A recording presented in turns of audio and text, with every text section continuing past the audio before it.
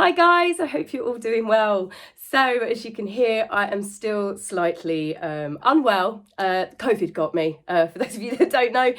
I'm not gonna lie, it has been some of the worst 2 weeks of being sick in my life. I came back from Spain, I was all refreshed, I had a gorgeous tan, I was ready with all this great stuff that I was gonna do videos on, and in a space of 24 hours, we came back on the Friday. On the Saturday, we saw my mum, I saw some friends, and I managed to give it to my mum. My mum's been really poorly, so I'm really sorry, mummy. I'm not the favourite daughter at the moment, that's for sure. And then I gave it to one of my friends, and my husband and I both got it. And some people have been really lucky. They get it, and they don't even know they've got it. So other people have had cold-like symptoms. Me and the husband and my mum. No, it was basically flu compressed and smashed into the space of 2 weeks. But the range of sickness was, 1 minute you feel like your head is being submerged in 60 feet of water. The pressure of your actual skull, I have never felt pain like it.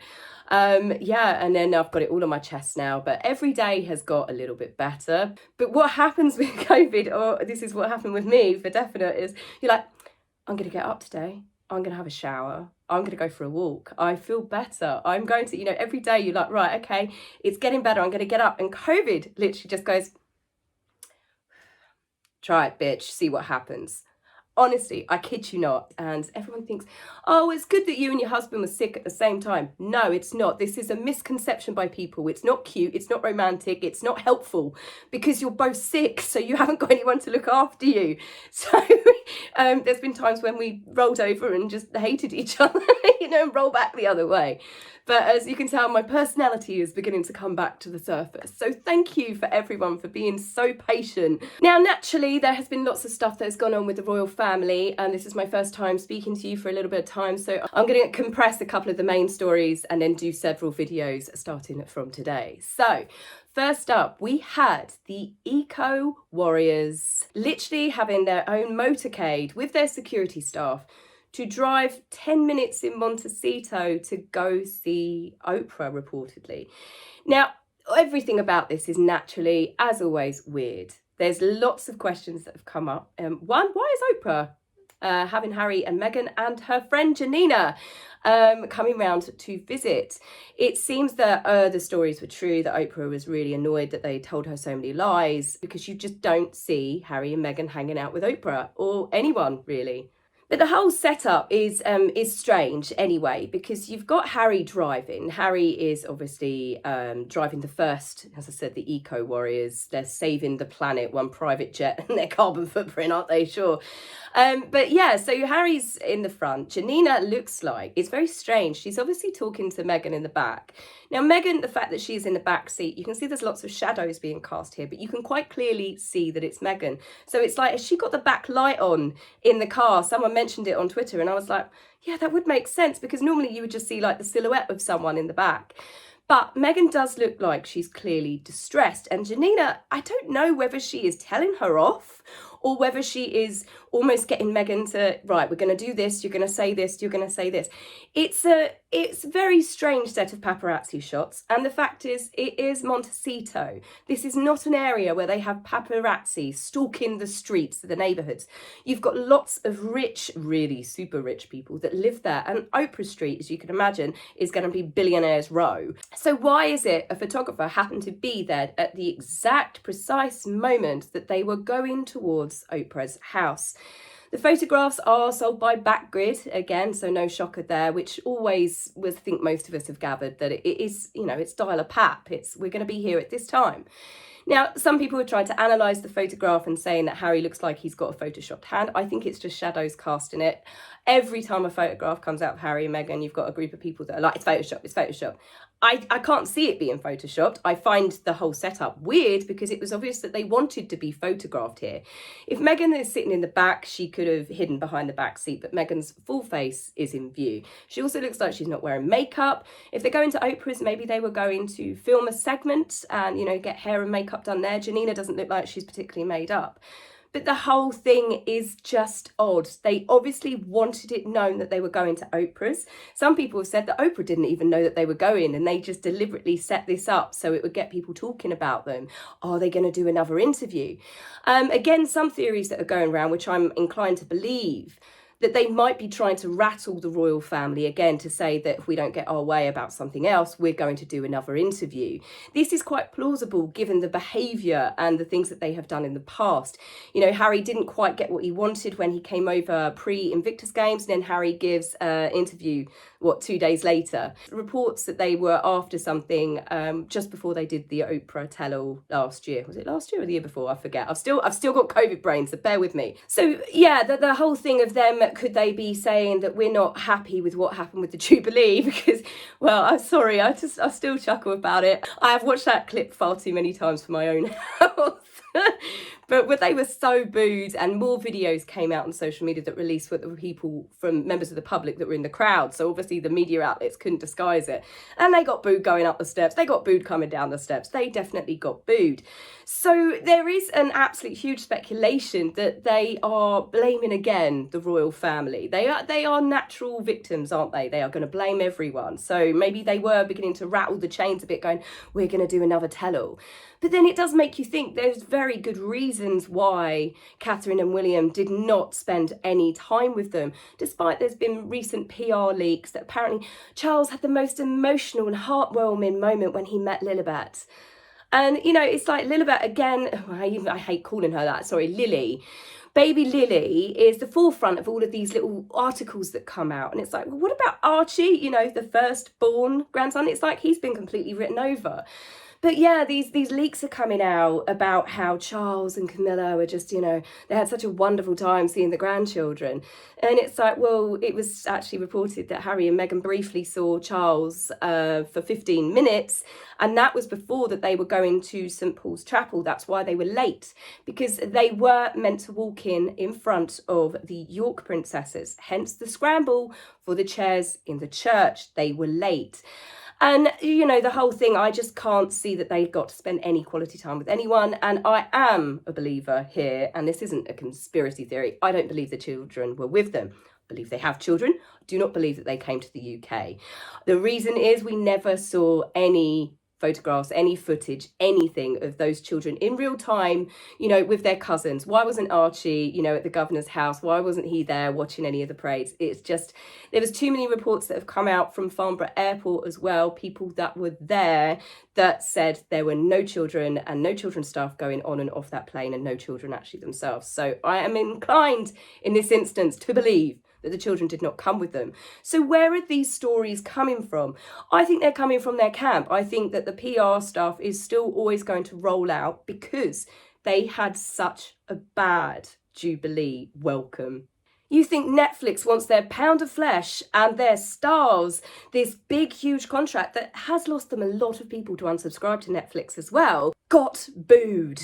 Not a little bit booed, a lot booed. So much so that they're saying that they hightailed it out of there. What I didn't know at the time was they were meant to go to the luncheon, which was after St. Paul's Cathedral, where they had organised, so members of the public were in each room, and then they had a certain number of members of the royal family to, I guess, to do the soiree, to walk round, to socialise, to chat, and Harry and Meghan just basically left after St. Paul's. You can imagine that it must have been one hell of a kick to Harry's ego. You saw them outside St. Paul's. They were incredibly not happy. Meghan managed to get her grin on, and I think that's the only thing that Meghan is very good at with her acting. That must have been absolutely horrific, having that number of people boo you, and she still managed to just grin her way through it. Harry, on the other hand, however, I can imagine did a super mega strop. So they left, and Netflix have got no content.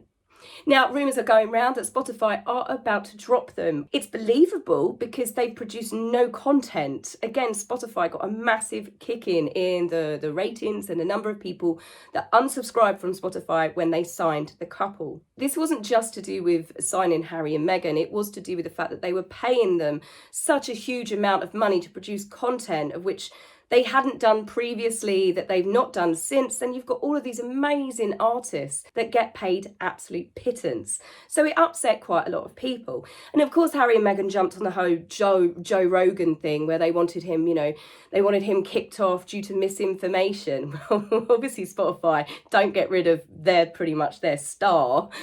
And they didn't listen to Harry and Meghan. So anyway, Omid Scobie has recently rehashed, now that he's working for Yahoo, the storyline that Harry and Meghan are not happy with Spotify due to them allowing misinformation, disinformation on their platform. So it makes sense when Blind Gossip also released that they're just about to be dropped. They're doing it in a way that they're laying the seed before the announcement is made, because she's not produced any content. Archetypes has disappeared into the ether again. That's going to be happening later. And the fact is that how many times have we seen her at Polo recently? What, you can't spend 5 minutes recording a shitty podcast? The fact that they were given millions in an advance fee to produce content and they have produced nothing. It's pretty obvious why Netflix and Spotify are going to be extremely unhappy. They have got no returns for the money that they have invested. They have damaged their reputation by signing with them. And now, because of the footage of how booed and disliked they were, no one can really turn around and say that, oh no, it's just the media being mean about them, that they're actually very well loved, very well respected. Their PR can spin it as much as they like, but when you actually see that much footage of normal, everyday people booing them like they are the worst pantomime villains, it makes that story a little bit harder to stick. Now, before I move on to the next story, let's talk about Janina, who's in the car with them. This is one that is weird, and I'd love to know your thoughts on this. Now, Janina, I knew her from, I didn't know her personally, I know her from TV shows. She's more of a successful actress than what Meghan ever was. But she's been in stuff like True Blood, Big Sky, she was in Vampire Diaries, and then a few other, TV shows. As I said, she was definitely more successful than Meghan, but still on that lower category. She wasn't a Hollywood A-lister. But Janina's there in the car, and as I said, Meghan looks like she's visibly upset. And Janina, I don't know, is she trying to get her to recite lines or something if they're going to see Oprah? This is what you do if you want to be a real actress. I don't know. But Janina pops up at really strange times. Janina has become a bit of a spokesperson for Meghan. She always crops up, basically. Janina was the one that took the Christmas photograph in Canada. Janina was the one that was apparently going on walks with Meghan around Canada. But then it was announced, that they have been friends for like 15, 20 years or something. There's no photographs of them together. The first photograph that appears that I have found, I'm not saying that I've uncovered something here, but I'm just saying that Meghan obviously has a lot of photograph evidence of her friendships through various social media posts. And like Lindsay Roth, she's been friends with her for a number of years, since university days, I believe. But there's no photographs pre-2016, yes, that famous year that everything landed in Meghan's lap, of her with Janina. Now, Janina is, as I said, an actress in her own right. She came to the wedding. She came to the royal wedding. But this isn't too far. As I said, it's all close together. She was another celebrity that got an invite. And she's also been Meghan's spokesperson for when stories have come out. She works as their, spin doctor. When Meghan gave the 5 friends, Janina was rumoured to be one of them. And she spoke about saying how kind and lovely and sweet Meghan is. Then Janina cropped up again when they left the royal family. Janina backed up their stories of how badly Meghan was treated to Gayle King, about how Meghan's got all these receipts, I hate that word, that never came to fruit. There has never been any receipt or evidence, as normal people call it, that has come to light, that has backed up anything. But then when Meghan got accused of the bullying, Janina was there. And it's just strange that they're obviously going into some sort of distressed state to Oprah's, and Janina's there. So I'd love to know your thoughts, if any of you got any other insights on why you think Janina just is there to crop up at these moments when they are in freefall again. And they are constantly dipping in all of the polls. They're now reportedly becoming incredibly unpopular in America as well. I don't think the Uvalde trip did Meghan any favours whatsoever. It turned an absolute tragedy into a photograph moment for herself. There are obviously still lots of rumours that it was filmed for Netflix. I don't know. But all I do know is she made herself the centre of attention of that tragedy. And again, she's done it again. Obviously, the hugest thing that is everywhere at the moment is the Roe v. Wade overturning. Naturally, huge bandwagon. Everyone knew that Archewell would make a comment or Meghan would jump on this. It's right up her street. She can get involved in politics. She loves to spout all the feminist stuff. So this was definitely waiting to happen. But again, it revolved around Meghan. Meghan gave an interview with her friend, Gloria Steinem, who Meghan has previously interviewed. And, you know, obviously she spoke about various things to do with it. Now, strangely, Meghan is obviously talking about women's rights to have an abortion, but she went on in the article to talk about how connected she felt to her children throughout her pregnancy and how lucky she was to feel her children grow inside her. Again, that seems like a very mixed message to be sending out when you are talking about what you're talking about. But she also made it about herself because of the photograph. Apparently this photograph was taken at the exact moment that Meghan learnt of the ruling.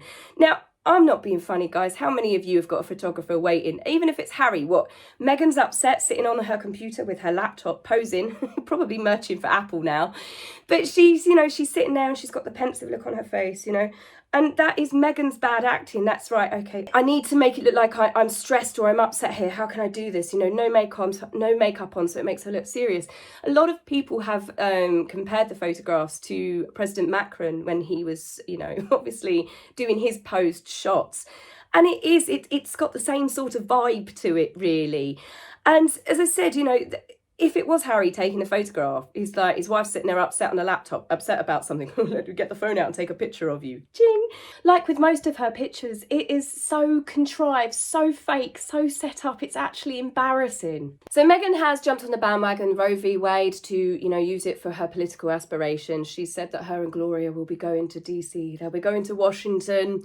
I bet everyone can't wait for Meghan to try and run into politics. Again, she's got her title. She was really serious about, you know, all of her claims to do with the racist institute, the awful royal family. You know, she would have given up that title a long time ago and actually gone, you know what, I am a feminist. My name is Meghan Markle. Don't even want my husband's damn name. But no, it's the Duchess of Sussex. So much so that in the original article that Vogue released online, it was picked up that Meghan actually got them to change, or her team got them to change it, in the bit where it said that they spoke with Gloria Steinem and Meghan Markle. Not too long after that, it was Gloria Steinem and the Duchess of Sussex.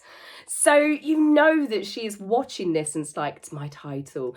You know, even members of the royal family, when they write letters, Princess Anne, the Queen herself, Prince William, Catherine, they sign it off William, Catherine, Elizabeth, Anne.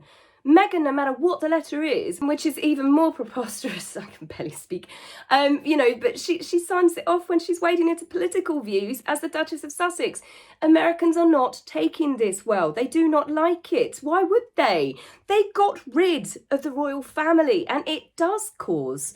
I'm sorry, I don't think that Meghan should be doing it. And I don't know, does she do it on purpose, knowing that it is going to cause political hoo-ha? She's not going to be able to run for office or run for any type of office because it's in the US Constitution that she cannot do that with titles. So I don't get why she does it, other than to ensure that she's going to have more headlines written about the fact that she's done it again. Now, the other thing that she's done as well, which has triggered people about this, because people do get triggered by Meghan Markle these days, she thinks that she's doing something good, but because she makes it all about herself and victimhood, she generally, you know, it pisses people off. In her article, in her interview, she has turned around and said, "These issues are systemic, they are interconnected and preventable. Women of colour, especially black women, are most impacted by these decisions because most of us don't have the same access to healthcare." She's referring to us not being able to access healthcare.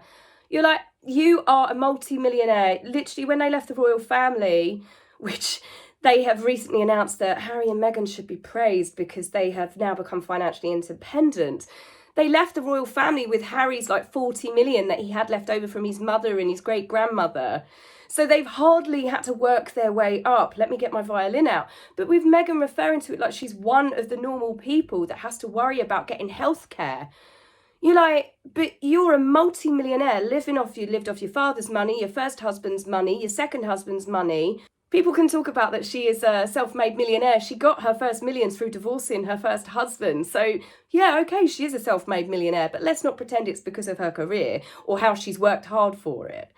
But it's that referring to us. And it's like you're literally writing these ridiculous articles and these letters on your gold embossed royal monogrammed headed paper from your absolute palatal 16-bathroom mansion in Montecito. Your idea of reality doesn't exist in the normal person's world. So needless to say, yet again, Meghan is trying to make out that she's trying to make the world a better place by getting involved, by making something about her. Uvalde, she made it about her. This, she's made it about her. You know, the photograph is about her. And then she went on to talk about her miscarriage, her children. And it's like, again, it's a mixed up message to be sending given the conversations, what Roe v. Wade is actually about and the decisions that women have over their body.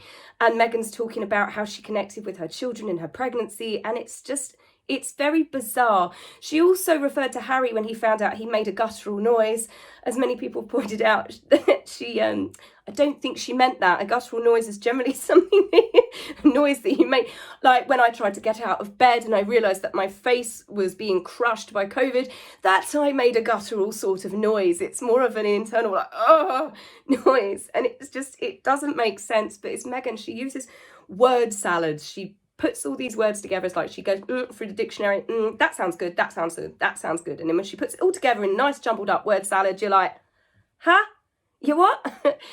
Now, the biggest thing with Harry and Meghan is people have lost their attention span with celebrities, with rich people, with politicians telling us how to live our lives, how the things that we should and we shouldn't do. People's tolerance, especially after the pandemic, and we found out that lots of politicians worldwide, celebrities, still managed to live their lives how they exactly wanted, but by preaching and telling all of us what we need to do. People's tolerance of Harry, who is constantly riding around in private jets, these huge, massive Range Rovers with security detail. I mean, he was a 15-minute drive from Oprah's. Why didn't he get on his electric bike? It's absolutely ridiculous that they had a motorcade with them of all of these burly security men to go to Oprah's in Montecito. I mean, the amount of security in a gated community that they would have. But then Harry then talks about Travelist. We all need to be more responsible of where we choose to go on holiday, our carbon footprint. You're like, go away. And again, this is exactly the same with Meghan. This is why she is not going to make it as a politician. I would be very shocked. I wouldn't be surprised if she got some support because of the sort of people that spout the same nonsense that she does. Again, these are obviously all my own views and opinions here.